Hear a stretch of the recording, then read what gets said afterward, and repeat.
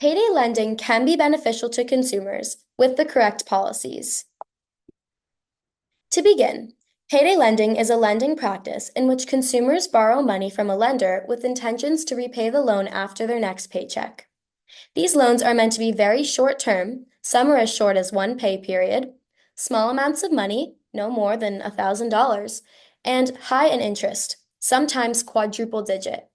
The payday lending market was estimated to be worth about $33.5 billion in 2021 and is expected to reach $42.6 billion by 2028. While not all lenders are ill-intentioned, the majority have been found to take advantage of desperate borrowers.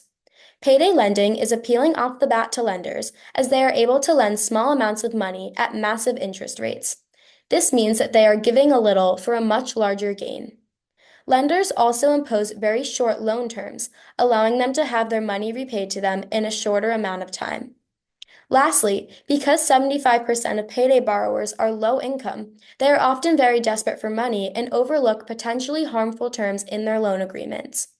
Lower income individuals are also much more likely to be financially illiterate, making them easy targets for unscrupulous lenders. CashNet USA is one of the world's biggest payday lenders.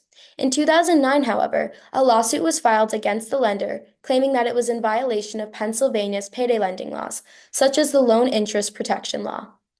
American Web Loan, another payday lender, was accused of charging illicitly high interest rates and failing to disclose loan terms. To put payday lending into context, say a Missourian takes out a payday loan. The loan amount is $500, the loan term is 2 weeks, the fee for the loan is $80, and there is a 0% interest rate. While $80 for a $500 loan doesn't seem outrageous, the annual percentage rate for this loan is calculated to be 416%.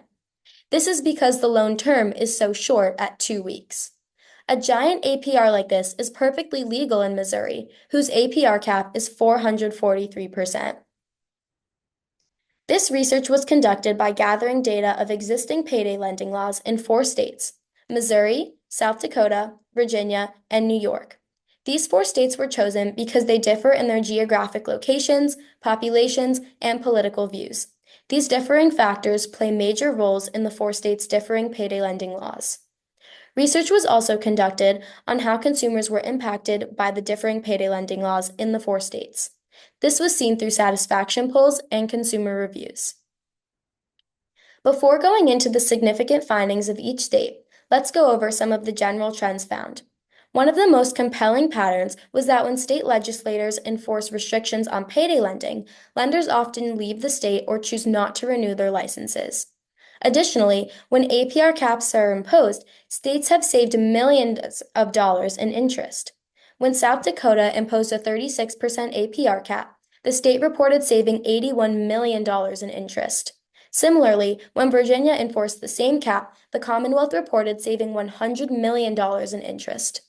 Lastly, when APR caps have been imposed, lenders have tried to charge junk fees on borrowers. These fees function as interest and are a loophole to the caps. The 4 states will be presented in order of increasing strictness with payday lending laws. We begin with Missouri, the most lender-friendly of the 4. Missouri has an outrageously high APR cap of 443%, a maximum of 6 rollovers, and high dissatisfaction rates from consumers. Next is South Dakota, which falls moderate on the strictness scale. This state has had an APR cap of 574% before lowering it to 36% in 2017. As a result of that, 121 lenders left the state, and consumers reported high satisfaction ratings. South Dakota also allows additional fees to be charged on loans, but they cannot exceed 1.39%. Virginia is definitely more stringent with its payday lending policies. The state has an APR cap of 36% as well, requires lenders to log their loans in a statewide database, and has a loan term of 8 pay periods, which is a bit on the longer side for a minimum. Lastly is New York, who has banned payday lending altogether. The state cites many reasons for this decision, one of them being the exploitative nature of payday lenders. However, the ban has pushed more consumers towards other high-interest forms of credit, such as pawn shops. The optimal payday lending policy combines the strongest parts of the four examined states. This would include a loan amount cap of $500. This ensures that borrowers can get money for their necessities, but it's not an extraordinary amount of money that they cannot repay. There would also be an APR cap of 36% to ensure that borrowers are not exploited with triple-digit interest rates, but lenders are still turning considerable profit. There would be a policy of no additional fees, as 36% APR is intended to cover these fees.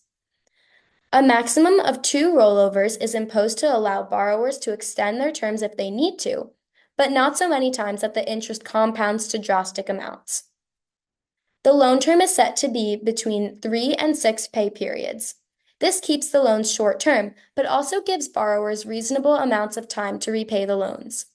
Lastly, lenders will be required to log all loans in a statewide database to ensure that all of the laws are followed and consumers are protected. Payday lending currently has a terrible reputation of being exploitative. Interest rates are too high, loan terms are too short, and lenders often take advantage of vulnerable borrowers in need of money.